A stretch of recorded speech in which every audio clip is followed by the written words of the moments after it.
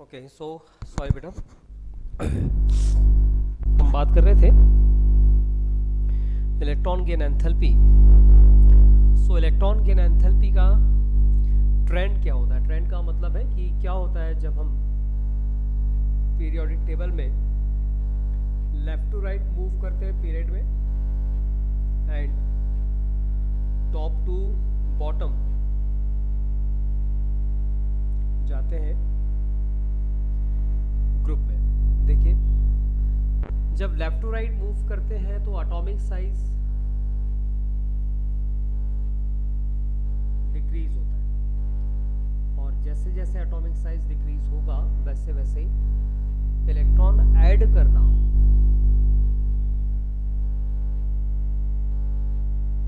ये बिगर एटम है,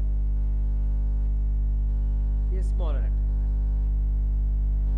दोनों में कंपैरिजन करें तो आने वाले ऐड किए जाने वाले इलेक्ट्रॉन पर न्यूक्लियस का फोर्स ऑफ एक्शन कहाँ ज़्यादा होगा? ऑब्वियसली जिसकी एटॉमिक रेडियस कम है, जिसका एटॉमिक रेडियस कम है उसके लिए फोर्स ऑफ अट्रैक्शन इस इलेक्ट्रॉन पर न्यूक्लियस का ज़्यादा होगा और इसलिए इलेक्ट्रॉन गेन एंथैल्पी ज़्यादा नेगेटिव होगी उन एटम्स के लिए जिनका एटॉमिक साइज छोटा होता है। ठीक है, और जिनका एटॉमिक साइज एटॉमिक रेडियस बड़ा होता है उनके लिए क्या होगा? यस, इलेक्ट्रॉन ऐड कराते समय न्यूक्लियस का force of attraction valence shell में उतना नहीं होगा और इसलिए इलेक्ट्रॉन गेन एंथैल्पी की वैल्यू लेस नेगेटिव रहेगी। ग्रुप में क्या होता है, जब हम टॉप टू बॉटम जाते ऊपर से नीचे की तरफ मूव होते ग्रुप में तो इलेक्ट्रॉन गेन एंथैल्पी की वैल्यू धीरे धीरे धीरे धीरे कैसे होती जाती है? लेस नेगेटिव होती जाती है। कारण एटॉमिक साइज बढ़ रहा है। मैंने आपसे बताया था कि जितना इलेक्ट्रॉन न्यूक्लियस के करीब जाएगा उतना इलेक्ट्रॉन गेन एंथैल्पी ज़्यादा नेगेटिव होगा, लेकिन यहाँ क्या हो रहा है? एटॉमिक साइज बढ़ रहा है डाउन द ग्रुप जाने पर, इसलिए इलेक्ट्रॉन न्यूक्लियस से ज़्यादा करीब नहीं पहुंच पाता न्यूक्लियस के और काफ़ी दूर रहता है न्यूक्लियस के वैलेंस शेल में, इसीलिए इलेक्ट्रॉन गेन एंथैल्पी की वैल्यू लेस नेगेटिव रहती है। ओके, फैक्टर्स की बात करें कि ऐसे कौन से फैक्टर्स हैं जो कि इलेक्ट्रॉन गेन एंथैल्पी को अफेक्ट करते हैं, तो हम atomic size, nuclear charge, electronic configuration की बात करेंगे। एटॉमिक साइज अभी मैंने आपको समझाया है कि जैसे जैसे एटॉमिक रेडियस डिक्रीज होता है इलेक्ट्रॉन गेन एंथैल्पी नेगेटिव होती जाती है ज़्यादा, और एटॉमिक रेडियस कम होता है तो electron gain enthalpy less negative होती है। न्यूक्लियर चार्ज की बात करें, जितना न्यूक्लियर चार्ज ज़्यादा होगा आने वाले इलेक्ट्रॉन पर उतना ज़्यादा फोर्स ऑफ अट्रैक्शन लगेगा। जो आकर्षण होता है न्यूक्लियस का, जो आकर्षण है, नाभिक का जो आकर्षण है वैलेंस इलेक्ट्रॉन पर, वो ज़्यादा होता है जब न्यूक्लियर चार्ज ज़्यादा होता है। और यदि हम बात करें ऐसे एलिमेंट्स के लिए जिनमें न्यूक्लियर चार्ज लेसर है, तो इलेक्ट्रॉन पर न्यूक्लियर चार्ज लेसर लगने की वजह से इलेक्ट्रॉन गेन एंथैल्पी की वैल्यू लेस नेगेटिव हो जाती है। इलेक्ट्रॉनिक कॉन्फ़िगरेशन की बात करें तो ऑब्वियसली स्टेबल इलेक्ट्रॉनिक कॉन्फ़िगरेशन वाले एलिमेंट्स के लिए इलेक्ट्रॉन गेन एंथैल्पी की वैल्यू लेसर होती है, और यदि हम बात करें नोबल गैसेस जैसे एलिमेंट्स के लिए तो वहाँ उनके लिए इलेक्ट्रॉन गेन एंथैल्पी लगभग 0 हो जाती है। तो इसलिए कुछ फैक्टर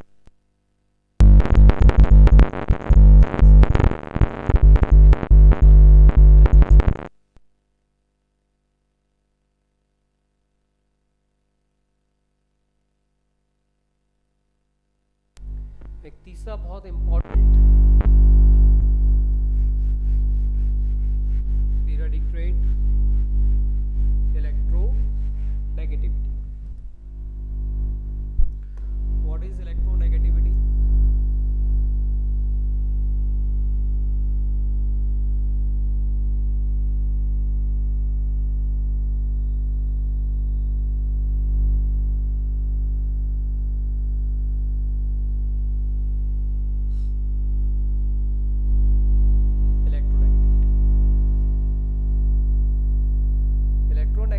को जनरली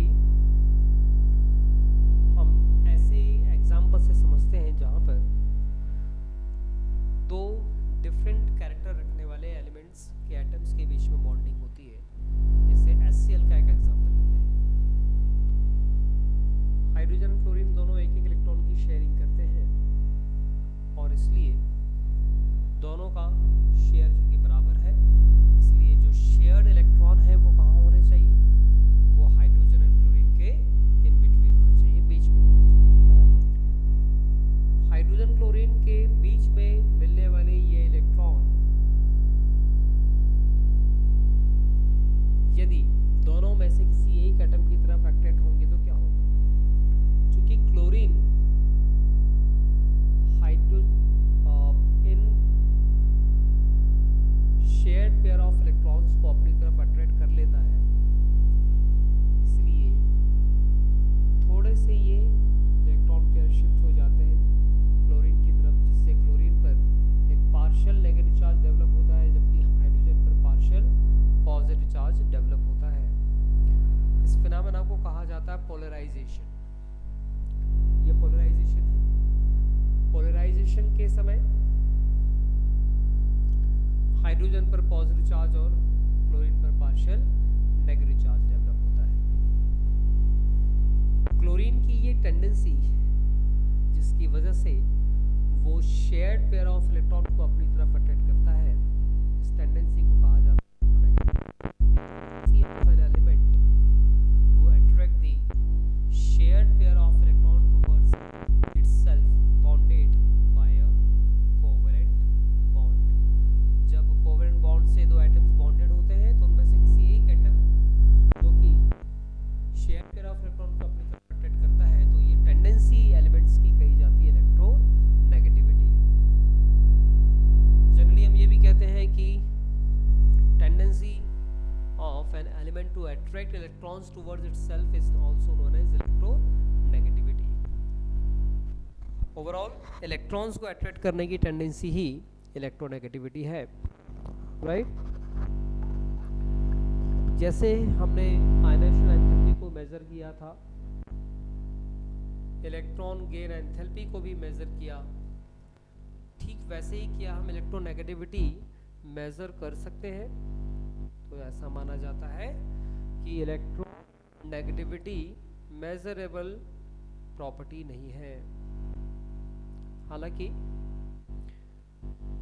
ऐसी कुछ मेथड्स हैं जिनके थ्रू हम इलेक्ट्रोनेगेटिविटी को डिफाइन कर सकते हैं या इलेक्ट्रोनेगेटिविटी को हम मेजर कर सकते हैं। क्या है वो मेथड जिसके थ्रू हम इलेक्ट्रोनेगेटिविटी शो कर सकते हैं न्यूमेरिकल स्केल पर?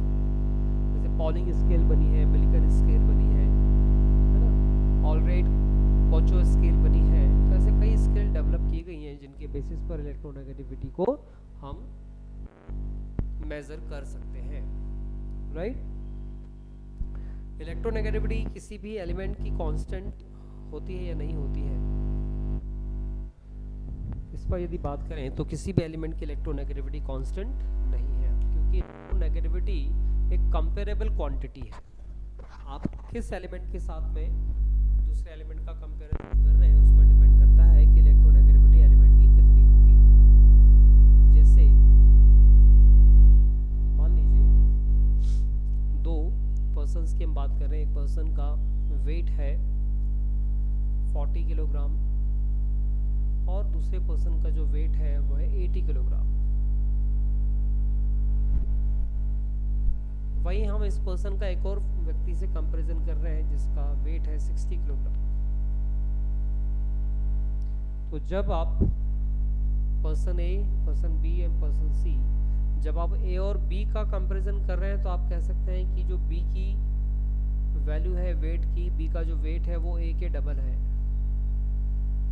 तो ए के कंपैरिजन में बी डबल है, लेकिन सी के कंपैरिजन में बी डबल है क्या? नहीं है।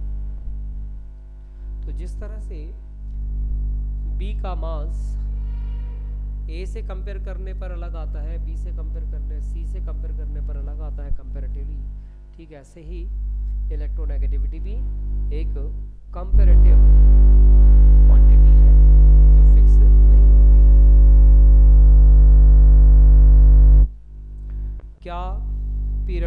देखने के लिए मिलता है इलेक्ट्रोनेगेटिविटी में। सो electronegativity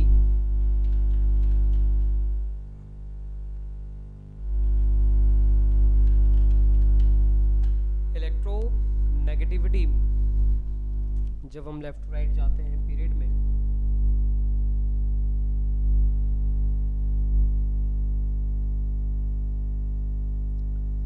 what happens, electronegativity generally left to right जाने पर इंक्रीज होती है। क्यों इंक्रीज हो रही है? पहला रीजन एटॉमिक रेडियस है।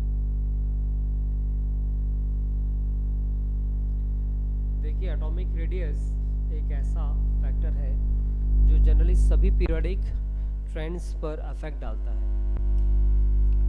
इलेक्ट्रोनेगेटिविटी जब हम लेफ्ट टू राइट मूव कर रहे हैं तो इलेक्ट्रोनेगेटिविटी इंक्रीज क्यों हो रही है बेटा? जैसे जैसे हम लेफ्ट टू राइट मूव करते हैं एटॉमिक साइज कम होता है, डिक्रीज होता है, एटॉमिक रेडियस छोटी हो रही है ना, तो एटम का साइज छोटा होते जाता है ना। एटम का साइज छोटा होने से क्या हो रहा है? न्यूक्लियस का बाहर जो कोवैलेंटली बॉन्डेड इलेक्ट्रॉन है, शेयर्ड पेयर ऑफ इलेक्ट्रॉन है, उनके और न्यूक्लियस के बीच का डिस्टेंस कम हो रहा है जब एटॉमिक रेडियस कम हो रही है तो लेफ्ट टू राइट मूव करने पर।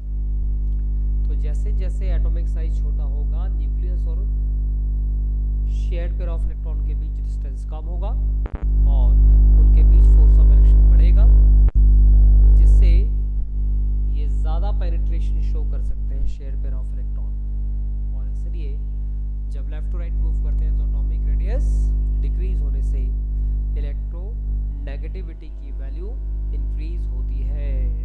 क्या होता है जब हम किसी ग्रुप में डाउन ग्रुप जाते हैं इलेक्ट्रोनेगेटिविटी के साथ?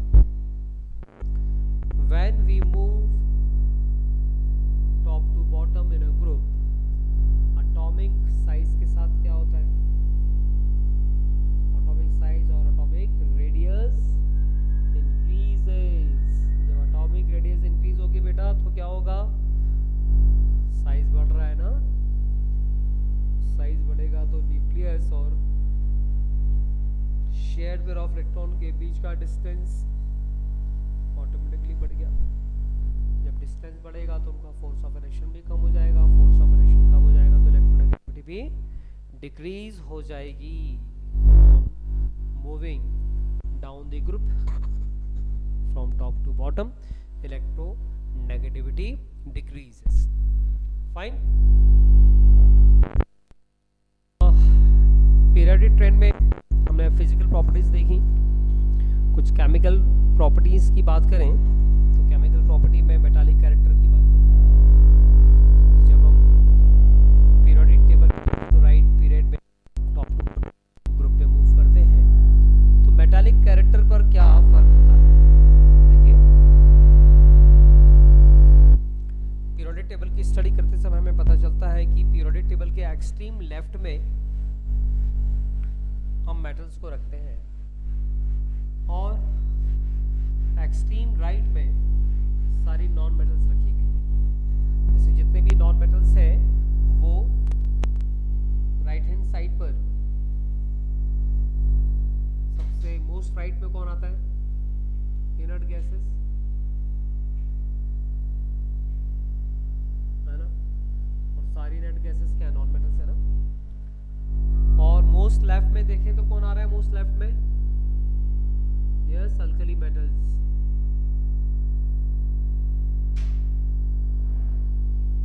एंड अल्कली मेटल्स में सबसे ज़्यादा मेटालिक प्रॉपर्टी होती है। तो इसलिए यदि पीरियड की बात करें, डाउन द ग्रुप जाने की बात करें, लेफ्ट टू राइट जाने की बात करें, सॉरी, हम पीरियड में लेफ्ट टू राइट जाने की बात करते हैं तो what happens in a period? जब लेफ्ट टू राइट जाते हैं तो अभी हमें दिख रहा है कि एटॉमिक साइज डिक्रीज होने से, एटॉमिक साइज डिक्रीज होने से मेटालिक कैरेक्टर भी डिक्रीज होता है। क्योंकि मेटालिक कैरेक्टर का मतलब क्या है? Tendency to lose electron. जो एलिमेंट आसानी से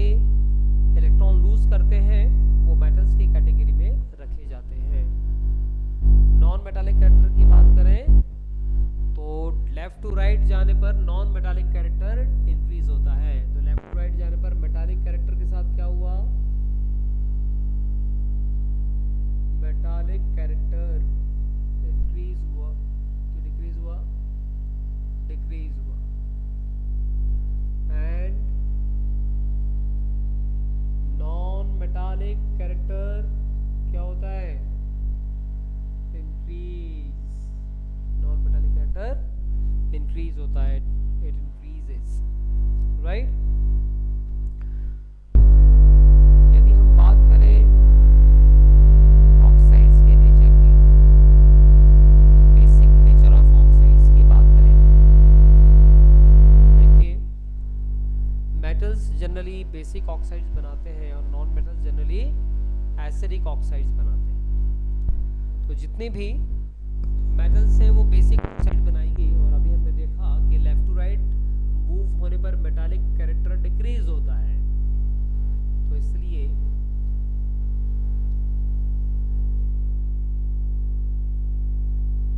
यदि हम लेफ्ट टू राइट मूव करते हैं तो basic nature of oxide decreases होता है। और क्या डिक्रीज हो रहा है, बेसिक नेचर ऑफ ऑक्साइड, ये भी डिक्रीज होता है। इसके opposite acidic nature of oxide देखा जाए तो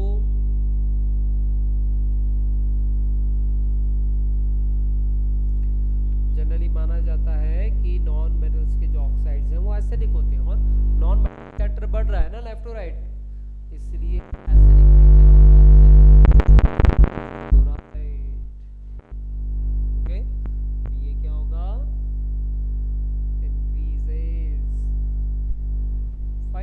पर बहुत सारे क्वेश्चन पूछे जाते हैं। क्या होता है जब टॉप टू बॉटम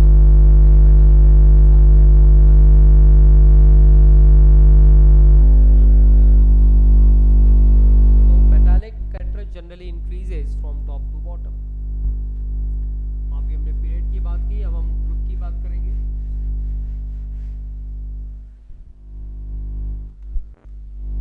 क्या होता है ग्रुप में,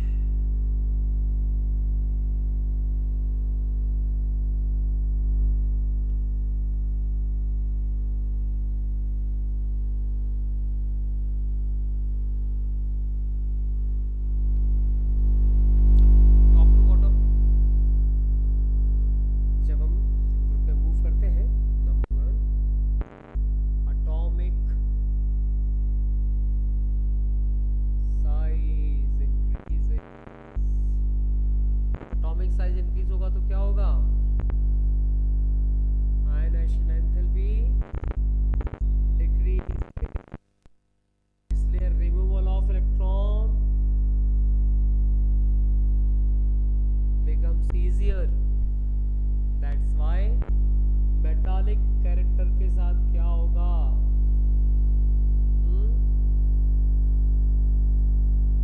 metallic character increases, so down the group जाने पर metallic character increase होता है। नॉन मेटालिक कैरेक्टर के साथ क्या होगा भाई,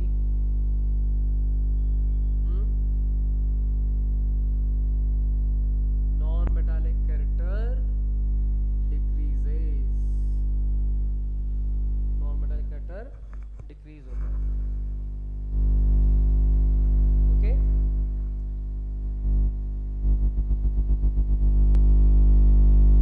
basic nature of oxide,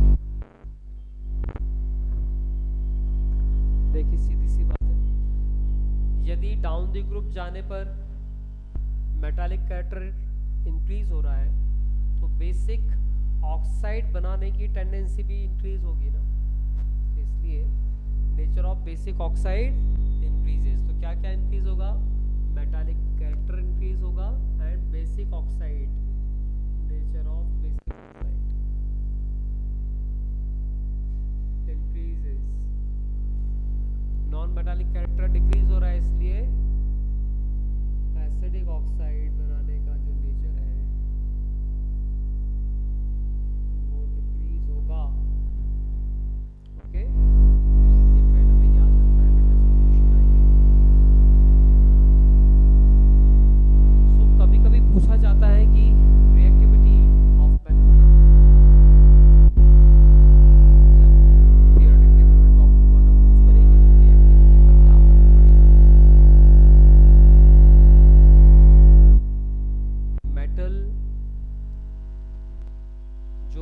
element जितना ज़्यादा मेटालिक होता है उसकी रिएक्टिविटी उतनी ज़्यादा होती है। इसलिए जब आप डाउन द ग्रुप मूव करेंगे तो मेटालिक कैरेक्टर बढ़ने के साथ साथ रिएक्टिविटी भी बढ़ेगी। तो डाउन द ग्रुप जाने पर क्या हो रहा है, रिएक्टिविटी भी इंक्रीज हो रही है, रिएक्टिविटी ऑल्सो इंक्रीजेज। ओके, किसकी, मेटल्स की, नॉन मेटल्स की रिएक्टिविटी डिक्रीज होगी, राइट। तो ये कुछ जनरल प्रॉपर्टीज थी जो हमने डिस्कस की। इलेक्ट्रोपॉजिटिविटी भी हम डिस्कस कर सकते हैं। इलेक्ट्रोपॉजिटिविटी और मेटालिक कैरेक्टर लगभग सेम ही होते हैं। Tendency of an element to lose electron is electropositivity, right. Generally electropositivity metal की इंक्रीज होती है जब मेटालिक कैरेक्टर इंक्रीज होगा। ओके, बात करेंगे हम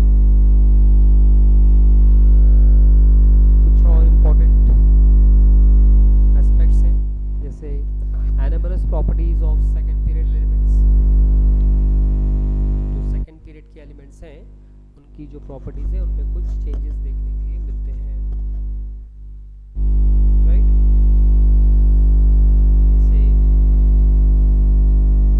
हम कुछ एग्जांपल्स के साथ में समझेंगे। क्या है वो एग्जांपल्स? देखिए जनरली क्या होता है बेटा, हम अपने घर का भी एग्जांपल लें। हमारे घर में जो भी फर्स्ट मेंबर आता है, पहला बच्चा आता है, उसे बहुत लाड प्यार मिलता है और वो नेचर में थोड़ा सा डिफरेंट होता है बाकी दूसरे बच्चों के साथ। तो हमारी लाइफ से यदि हम कंपेयर करें तो वैसे ही जो पीरियडिक टेबल में डिफरेंट ग्रुप्स हैं, उन सभी ग्रुप में स्पेशली सेकंड पीरियड के जो एलिमेंट हैं ये वैसे तो अपने अपने ग्रुप को रिप्रेजेंट करते हैं। तो आइडियली जितने भी ग्रुप के सेकंड पीरियड के एलिमेंट हैं वो सभी एलिमेंट्स अपने अपने ग्रुप में मिलने वाले बाकी एलिमेंट्स के साथ सिमिलर प्रॉपर्टीज रखते हैं। उसके बावजूद कुछ प्रॉपर्टीज में वो डिफरेंट शो करते हैं। इस तरह से जो फर्स्ट मेंबर की डिफरेंट प्रॉपर्टीज होती हैं, स्पेशली सेकंड पीरियड के एलिमेंट्स की। सेकंड पीरियड के जितने भी एलिमेंट्स हैं जैसे कि lithium, beryllium, boron, carbon, oxygen, nitrogen, fluorine, ये सभी एलिमेंट्स बाकी के ग्रुप मेंबर से थोड़ा सा कहीं कहीं डिफरेंट प्रॉपर्टीज रखते हैं, जिसकी वजह से इन प्रॉपर्टीज को कहा जाता है एनोमलस बिहेवियर। एनोमलस प्रॉपर्टीज या एनोमलस बिहेवियर कहा जाता है, राइट। तो ग्रुप सेकंड के एलिमेंट एनोमलस बिहेवियर रखते हैं, डिफरेंट प्रॉपर्टीज रखते हैं। क्या कारण है? इनके कई कारण होते हैं। जैसे इलेक्ट्रॉनिक कॉन्फ़िगरेशन की बात करें, सेकेंड पीरियड की जो एलिमेंट्स हैं उनमें केवल दो ही शेल्स होती हैं, first shell and second shell. First shell में हमने जब क्वांटम नंबर पढ़ा था तो पढ़ा था कि फर्स्ट शेल में केवल एस सब शेल होती है, मतलब एस ऑर्बिटल होते हैं। सेकंड शेल में एस और पी सब शेल होती है। जब इलेक्ट्रॉन डी सब शेल में एंटर करते हैं, d sub shell diffused sub shell है, डी सब शेल में एंटर करते हैं जब इलेक्ट्रॉन, तो प्रॉपर्टीज में चेंजेस देखने के लिए मिलते हैं। तो पहला रीजन जो एनोमलस बिहेवियर का है वो है absence of vacant D orbital. Absence of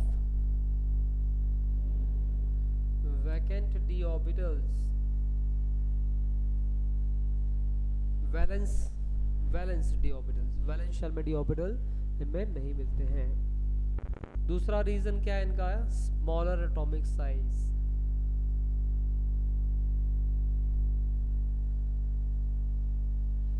atomic size कम होने की वजह से भी ये एनालॉगस बिहेवियर रखते हैं। एक और स्पेशल रिलेशन देखने के लिए मिलता है जिसे डायगोनल रिलेशन कहा जाता है सेकंड और थर्ड पीरियड के एलिमेंट्स के बीच। सेकंड और थर्ड पीरियड के एलिमेंट्स कुछ प्रॉपर्टीज में सिमिलरिटी शो करते हैं जो डायगोनली सिचुएटेड होते हैं, इसलिए इसे डायगोनल रिलेशन भी कहा जाता है। जैसे हम बात करें ग्रुप 1, ग्रुप 2, ग्रुप 3, ग्रुप 4, ये काम करते डी ब्लॉक एलिमेंट्स को कंसीडर ना करें। Group 13, group 14, group 15, 16 and so on. Second period के जो एलिमेंट्स हैं lithium, beryllium, boron, carbon, nitrogen, oxygen, fluorine. यहाँ देखें तो sodium, magnesium, aluminium, silicon, etcetera, phosphorus, sulphur, chlorine. Diagonal relation में क्या होता है? सेकेंड पीरियड के एलिमेंट है, थर्ड पीरियड के element. Elements of the second period show similar properties with the elements of the third period of next group. अगले group के third period element मतलब डायगोनल तिरछा तिर्यक निभाया जाता है। रिलेशन होता है जिसकी वजह से लिथियम मैग्नीशियम जैसी प्रॉपर्टीज रखता है, बेरिलियम एल्यूमिनियम से सिमिलरिटी शो करता है, बोरॉन सिलिकॉन के साथ में, कार्बन फास्फोरस के साथ में, नाइट्रोजन सल्फर के साथ में प्रॉपर्टीज में सिमिलरिटी शो करता है। इसे डायगोनल रिलेशनशिप कहा जाता है, राइट? और ये कई बार पूछा जाता है। तो ओवरऑल चैप्टर में हमने कुछ इम्पोर्टेंट पॉइंट्स डिस्कस किए। एक बार कुछ पॉइंट्स पर हम फिर से नजर डालेंगे, जैसे मेंडेलिव पीरियोडिक लॉ क्या है, तो physical and chemical properties of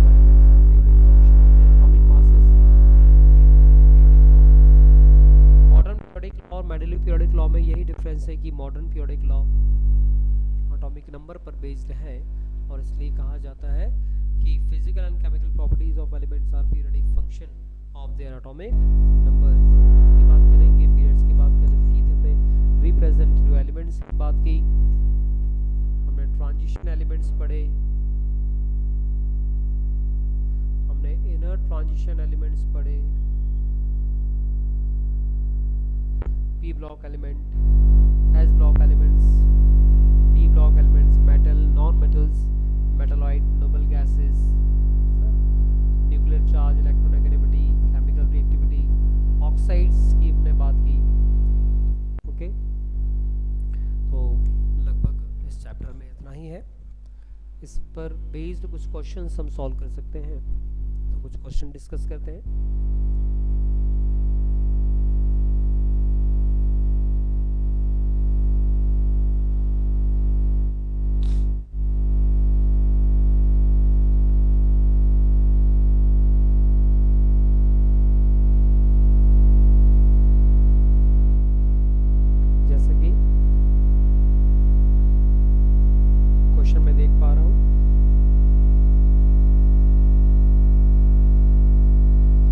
isoelectronic species पर क्वेश्चन पूछा गया है।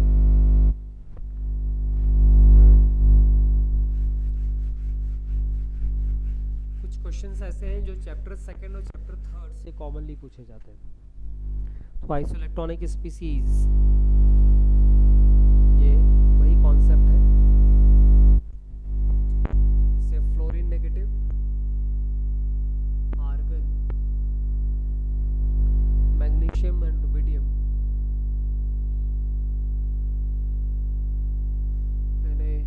तो कौन आइसोइलेक्ट्रॉनिक स्पीसीज है, तो जिनमें इलेक्ट्रॉन सेम होते हैं। फ्लोरीन में नेगेटिव है तो 10 electrons, argon 18 electrons, magnesium 10 electron. So magnesium और फ्लोरीन ये आइसोइलेक्ट्रॉनिक स्पीसीज की कैटेगरी में आएंगे। नेक्स्ट क्वेश्चन है,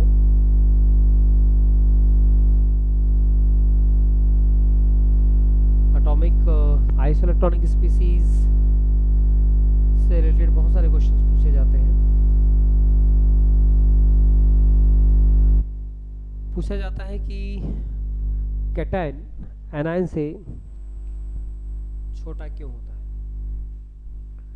Why cation are smaller and anions are larger than their parent atoms?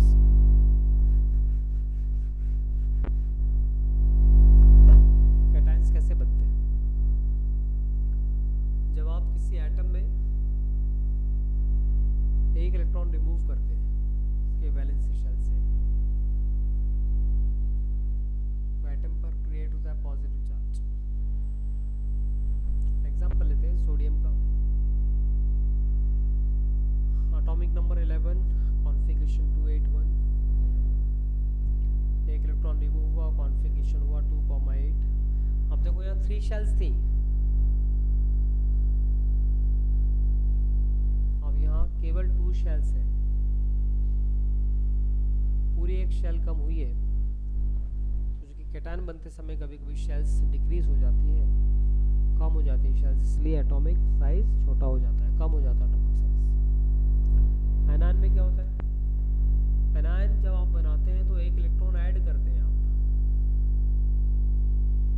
जब इलेक्ट्रॉन ऐड करते हैं तो वैलेंस शेल में पहले से मिलने वाले या इंटरवेनिंग जो इलेक्ट्रॉन होते हैं, इसमें और कमिंग इलेक्ट्रॉन के बीच में फोर्स ऑफ रिपल्शन इंक्रीज हो जाता है, ये आपस में रिपेल करने लगते हैं और इसी रिपल्शन की वजह से वैलेंस शेल न्यूक्लियस से दूर चली जाती है और